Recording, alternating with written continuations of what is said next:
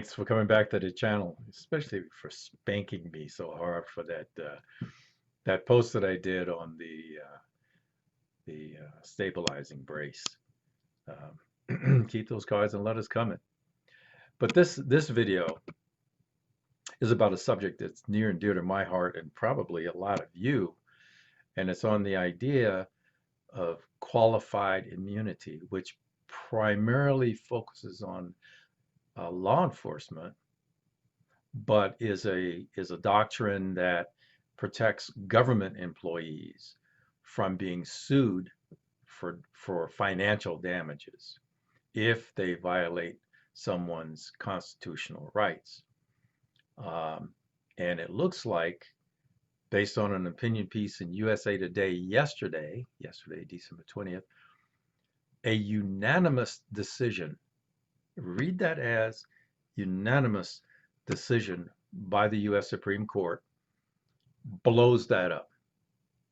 This decision on Tanzan versus Tanvir, and this is uh, some Muslim folks had refused to had refused the FBI to be informants in their mosque, and then what the FBI did is said, well, okay, well, screw you, and put them on the no-fly list. Pretty chicken shit, but that's kind of how law enforcement screws with you.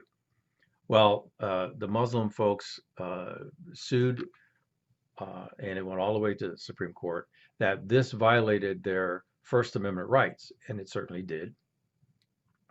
Uh, because it was a unanimous decision by the Supreme Court, it was fairly remarkable because nobody figured that the Supreme Court is going to be unanimous on anything anymore. And that's what I've been saying to folks.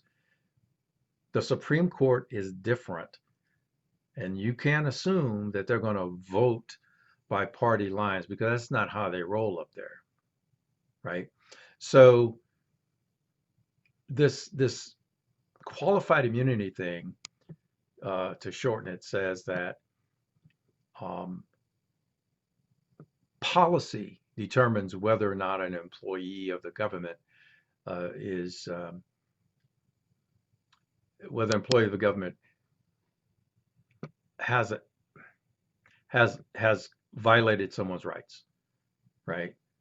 The Supreme Court in this case said not only are financial damages appropriate against government workers who violate the Constitution, but it is exactly the remedy that has coexisted in our constitutional system since the beginning.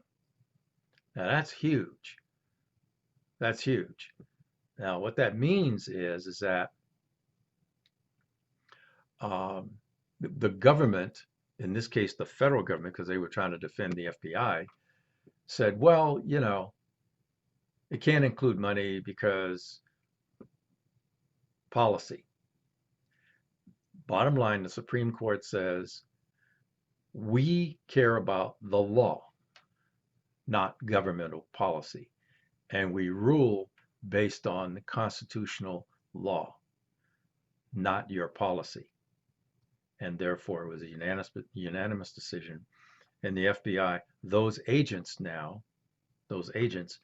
will now be subjected to personal lawsuits for money.